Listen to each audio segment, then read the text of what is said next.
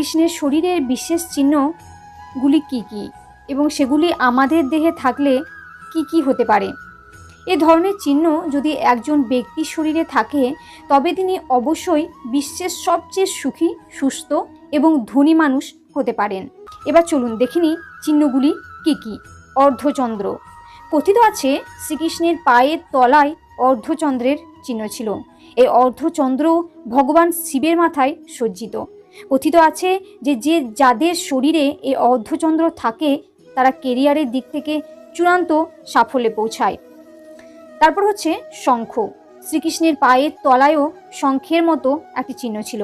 ভগবান বিষ্ণুও এক হাতে একটি শঙ্খ ধারণ করেন, যার শব্দ অন্তরের আত্মা ও চেতনাকে জাগ্রত করে।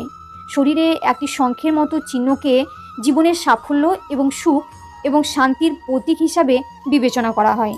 তারপর হচ্ছে